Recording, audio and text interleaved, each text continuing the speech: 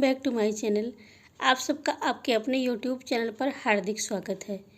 मित्रों, बहुत सी महत्वपूर्ण बातें हैं जिन पर चर्चा करनी है, जैसे भीषण गर्मी को देखते हुए विद्यालय का समय परिवर्तन और साप्ताहिक बंदी, शनिवार के दिन विद्यालय बंद रखने के संबंध में मोहल्ला पाठशाला अभिभावक संपर्क, शिक्षा मंत्री रमेश पोखरियाल निशंक का इस्तीफा। परंतु इन सब बातों पर चर्चा की जाए इसके पहले सबसे महत्वपूर्ण यह है कि यदि अभी आपने इस चैनल को सब्सक्राइब नहीं किया है तो कृपया इस चैनल को सब्सक्राइब अवश्य करें, ताकि आपको बहुत सी महत्वपूर्ण बातों की जानकारी एक ही प्लेटफॉर्म पर प्राप्त हो जाए। साथ ही साथ बेल आइकन जरूर प्रेस कर दें। इससे आपको अगर कोई भी वीडियो मैं अपलोड करूँगी तो आपको उसकी जानकारी की नोटिफिकेशन भी प्राप्त हो जाएगी। तो आइए अब आगे बढ़ते हैं और बहुत सी महत्वपूर्ण बातों पर चर्चा करते हैं। साथ ही साथ आप लोग वीडियो को पूरा देखें, हम जानकारी प्राप्त करें। और अब आइए आगे बढ़ते हैं। शिक्षकों को छुट्टी लेने के लिए मानव संपदा पोर्टल पर जाना पड़ता है और वहां से एक आईडी मिली हुई विभाग के द्वारा, तो उस आईडी को भी अब उपस्थिति पंजिका पर अंकित करने का आदेश आ गया है। तो ये अभी समस्त जनपदों के लिए लागू नहीं है, भविष्य में पूरे प्रदेश में भी लागू हो सकता है।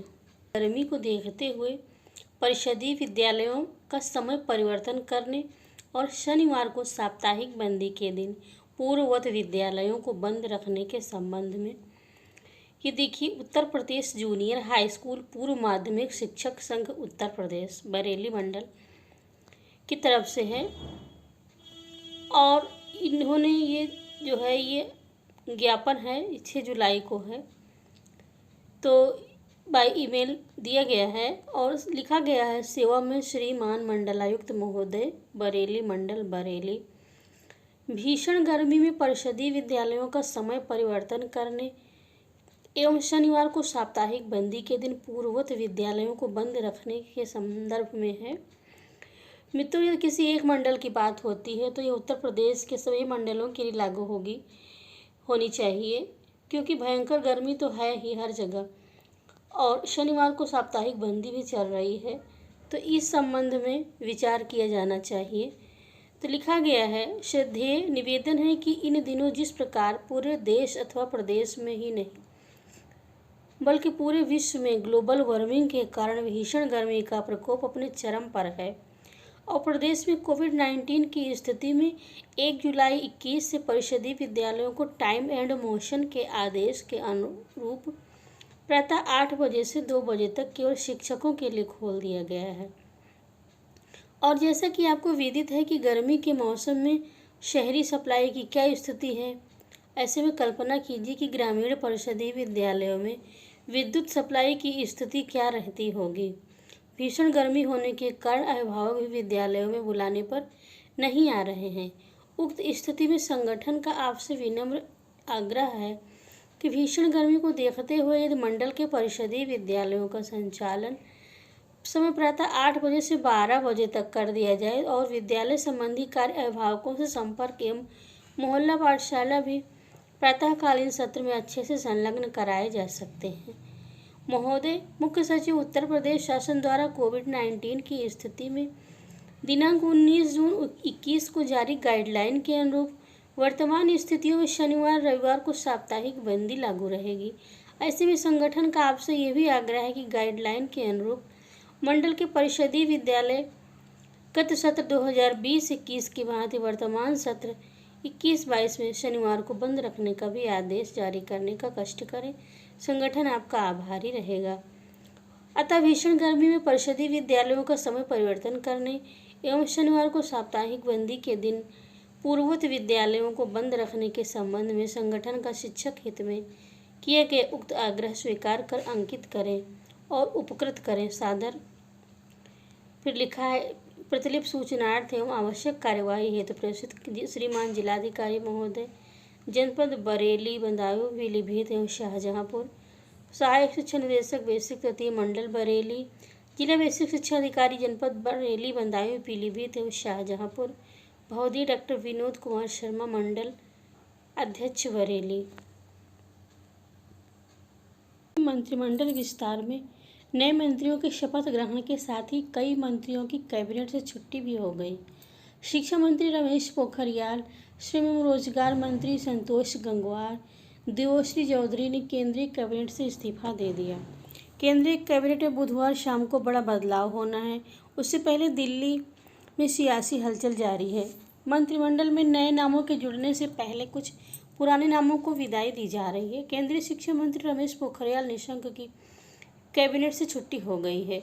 रमेश पोखरियाल के अलावा संतोष गंगवार, देवश्री चौधरी, सदानंद गौड़ा की कैबिनेट से छुट्टी हो गई। इनसे पहले थावर चंद गहलोत को राज्यपाल बना दिया गया और ऐसे में वो भी कैबिनेट से बाहर हो गए। केंद्रीय कैबिनेट से शिक्षा राज्य मंत्री संजय धोत्रे ने भी इस्तीफा दे दिया। जानकारी के मुताबिक रमेश पोखरियाल निशंक को खराब स्वास्थ्य की वजह से केंद्रीय कैबिनेट से हटाया गया है।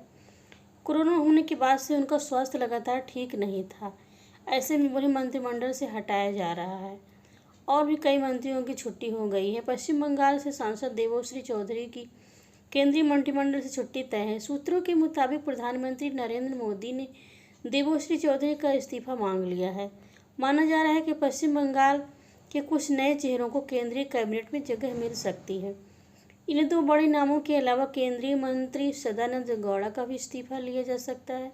सदानंद गौड़ा अभी रसायन और उर्वरक मंत्री थे, लेकिन अब उनकी छुट्टी कर दी गई है। माना जा रहा है कि कर्नाटक में जारी सियासी उथल पुथल के बीच पार्टी के केंद्रीय नेतृत्व ने यह फैसला किया है। केंद्रीय मंत्री संतोष गंगवार ने अपने पद से इस्तीफा दे दिया है। संतोष गंगवार बरेली से लोकसभा सांसद हैं। इस बार यूपी से कई बड़े चेहरों को शामिल किया जा रहा है।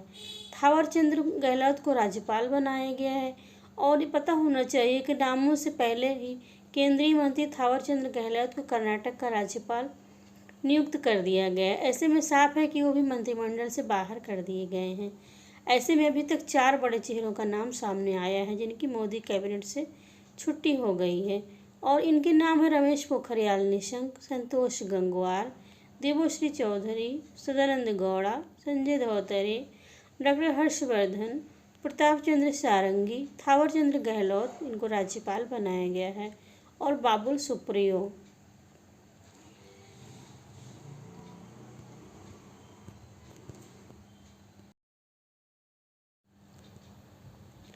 विद्यालय की उपस्थिति रजिस्टर पर प्रत्येक शिक्षक का मानव संपदा आईडी अंकित करने के संबंध में आदेश है।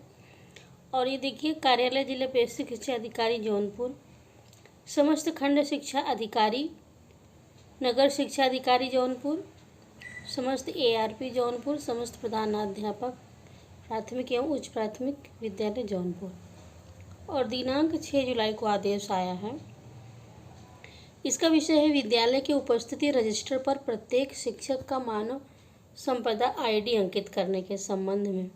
उपरोक्त विषयक सभी प्रधानाध्यापकों को निर्देशित किया जाता है कि विद्यालय की उपस्थिति रजिस्टर पर सभी का नाम अंकित किया जाता है, लेकिन किसी भी प्रधानाध्यापक, शिक्षक, शिक्षा मित्र, अनुदेशक का मानव संपदा आईडी नहीं लिखा जाता है। अतः आप सभी को निर्देशित किया जाता है कि विद्यालय की उपस्थिति रजिस्टर पर सभी के नाम के साथ साथ मानव संपदा आईडी लिखना सुनिश्चित करें। ये देखिए है यहाँ जिला बेसिक शिक्षा अधिकारी जौनपुर और सुरेश पांडे, जिला समन्वयक प्रशिक्षण समग्र शिक्षा जौनपुर। इस आदेश की प्रतिलिपि निम्नलिखित को सूचनार्थ एवं आवश्यक कार्यवाही हेतु प्रेषित करना है। महानिदेशक स्कूल शिक्षा उत्तर प्रदेश लखनऊ, मंडलीय सहायक शिक्षा निदेशक वाराणसी मंडल, और प्राचार्य जिला प्रशिक्षण संस्थान जौनपुर।